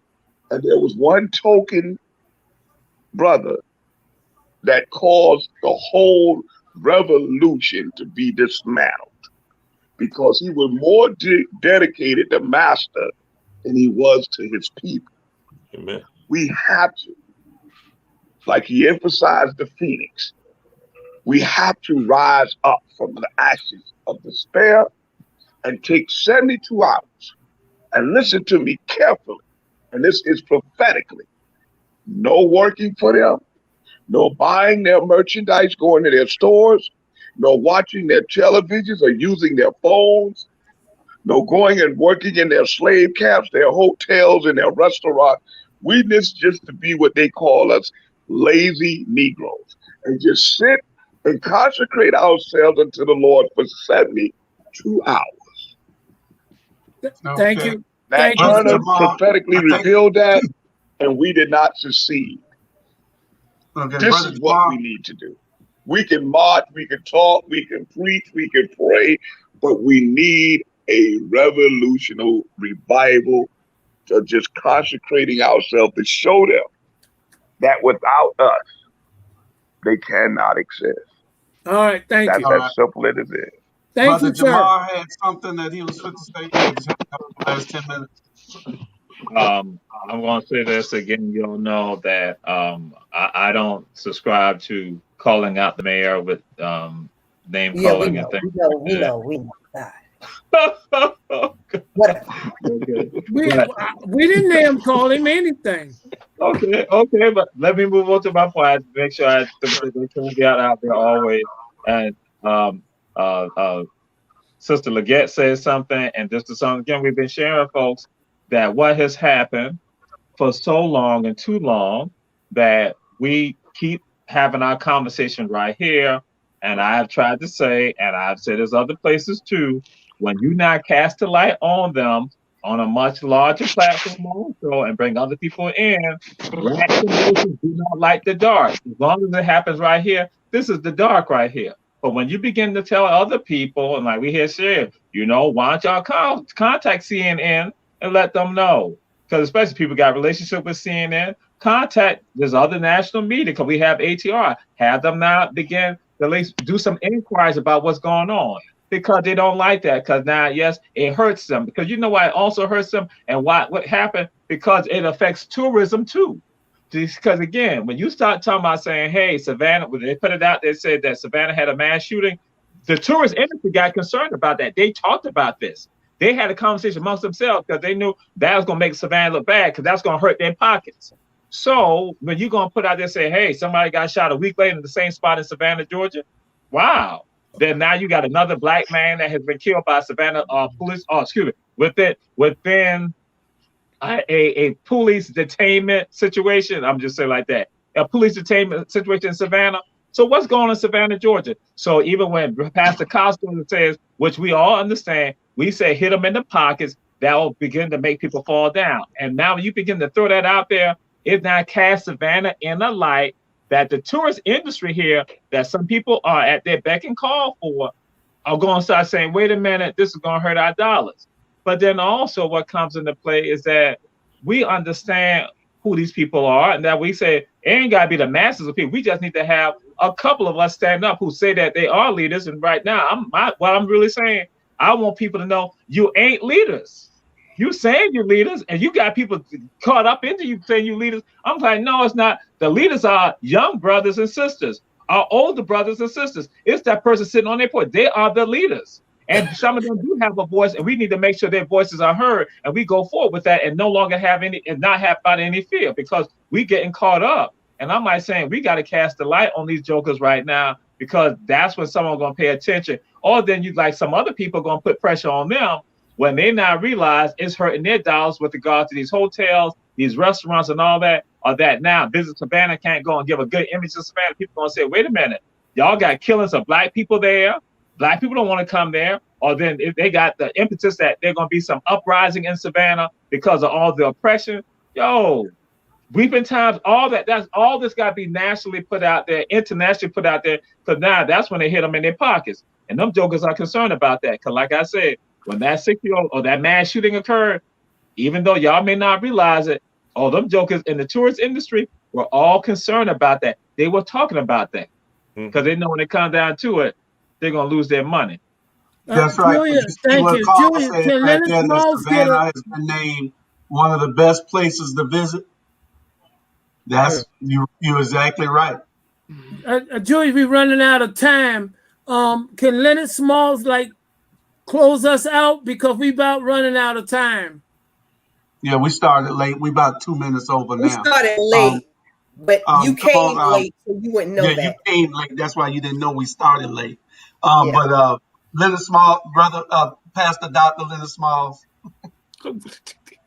All them names. Okay, listen. First of all, for the record, y'all can call me Leonard. I got those titles, but they don't have me. The second thing is, I need you to understand, we are doing some of the things you've already said. Commercials will start running probably within the next 3 or 4 days. Sonya already told me that, Reverend Small, so I ain't going to bother. See, why you got to do that? Something wrong with that boy. Something real wrong there. I don't know what they did to him when he was a child, but he can't wear it off. But in any case, we are expanding in terms of our footprint digitally, as a result of the fact that I bought time on some other stations and stuff. I've got to give. I've been trying to read till I can get the cash out for ATR, because there ain't no way in the world I'm gonna give them folks no money and don't give ATR. I just can't do that. That don't work right. And I look at me, all pretty and beautiful. That's not a word on ATR, and I'm just gonna ride this for free. I can't do that. That ain't fair. That ain't right. And so we are going to be running commercials. We are going to be doing more than that. We are preparing for picketing. Somebody said, well, what y'all going to do now? That is over. It ain't over. It ain't never over till we say it's over. I wanna thank you so much. And listen, again, I was late. I apologize. I thought all the guests was wonderful tonight. The pastor, the young ladies, Miss Leggett and Miss Brightwright. If I pronounce your name wrong, I do drink at night. Forgive me. I appreciate all y'all on the show. Doctor, as always, your wonderful input. Although you do stand on the wrong side sometimes, but I ain't gonna tell you who that is, but you do. And again, thank you guys so much for being on the show tonight. Julius, again, I'm gonna let you take it because you're the great one. And could you really look at my contract and renegotiate? I appreciate it because it's not working, bro. That's why I'm late. I'm protesting. I need a little bit more money. And Pastor Small, please send money. Thank you. Pay me back what you owe. Pay me back what you owe me first. Oh my God. Oh, Lord, forgive me. Peace offering, please. You don't owe me no money. You don't owe me nothing. I just said, Lord, peace offering. Please don't put my business in the street. We want to thank everybody for joining us today. Our panelists. We want to thank all the viewers for all your comments, and we appreciate everything that you all are doing. Like Pastor Small said, we do need operating capital to keep these programs coming, and I've been doing it a whole lot on my own. But I'm running for mayor now, so that's taking up all my money. So if y'all can give, y'all see the Cash App to the bottom at All Things Relevant. This hashtag All Things Relevant. And we're gonna continue to bring these shows. We got other shows planned in the next couple of weeks. Our number 3 show, he right there in the corner right there, run tell that. So we want y'all to run and tell that to everybody. Right. Julius, be sure. If anyone, please, we need this man to be mayor. He can anchor the west of Chatham. He'll be a great mayor. Please send him contribution. If you already committed, please live up to your word. Your word is your bond. Please send the contribution to this man. Don't get ATR mixed up with his campaign fund. Make sure you do the difference in that, Julius, because ATR need money, but at the same time, your campaign need money. And I'm saying, please donate to his campaign, please. And don't get alligator arms, please. You know what that is? When the bill come to the table, everybody eating and grabbing. When the bill come, everybody arms go like that. So don't get alligator arms. Send that check, please. Vanessa say, run tell that. Register to vote. Register to vote. Register to vote. But we appreciate everybody. We couldn't get to all the topics today because we didn't even get to the back page with the M-Mark controversy and why that arena wasn't named for some great person here. How about Floyd Adams? Yeah, Floyd Adams. Yeah, I wouldn't have minded Floyd Adams in the city. Because they barely didn't contribute that much. Yeah. I really don't. I mean, I know how the contract goes, where they got the contractor running the Civic Center and everything, but I think that should have been done a different way. The last council voted that in. There's a lot of things that need to change, and we're going to be talking the tough issues on all our shows in the next couple of months. Over the next few months, we're going to be talking all these tough issues, even on how we should look into a way to repeal the tax status for all the new buildings that SCAD is moving in. They cannot have a tax exempt status for the rest of their life on new buildings. It has to stop somewhere. Suppose they buy every damn thing. If they buy everything, then there's no taxes nowhere to be got. But anyway, we thank you all. Tomorrow, we don't have anything on tomorrow. Don't forget Friday. We got 4 or 5 shows on Friday. Pastor Smalls on Saturday at 6:00. Don't forget the Watchdogs. We got a very special show with special guests this Saturday. And we're going to be talking about the Weeping Town. We're going to be talking about the violence. We're going to be talking about the Mark Arena. We're going to be talking about a whole lot of things on Saturday. So y'all tune in Saturday at 12 and Saturday at 6 for Pastor Small show also. Anybody got anything before I go? Just one little thing, short and sweet. I heard the pastors mention about pimping preachers and all that. When I was a lot younger, you know what I used to do? I used to eat shrimp, slam Pontiac doors. I was the man. Got it? Eat shrimp, slam Pontiac doors. I can't even say nothing on that note. Pastor, Pastor John, we appreciate you. And we'll have you back on. We'll have you back on when I do my minister's show on Incarceration to Incorporation. We're gonna have you back on with Pastor Small so we can do that show. All right. And can I say this? We're going to have a state of the. In the upcoming weeks, I'll be putting it in the Herald and the Tribune. I'll be hosting a State of the Black Community address where we will have a panel to discuss the issues that can be resoluted to us to being a benefit to the communities. We're making a concerted effort to ask all of you to come out and just open up your hearts to the people. I'll be posting that and I'll send you the email. But we have to have some form of communication with the young people. And that's the core that we have to do. Only online. The Herald is only online now. The Herald is only online. Okay. Okay. And I thank y'all I really enjoyed myself. I learned a lot tonight, and I really enjoyed myself. Thank you, sir. All night long.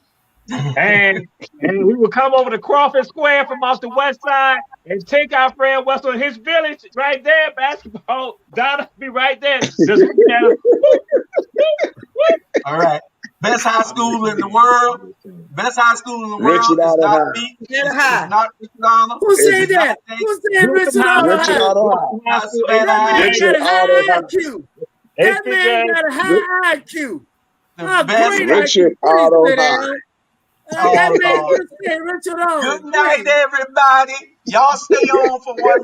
Y'all don't go nowhere, Reverend Small. Y'all stay right there 1 minute. I'm for to close the show. Y'all stay in the back office. Good to see you, sir. Good night to y'all. Good night. Y'all stay in the office. Don't go nowhere. Yes, sir.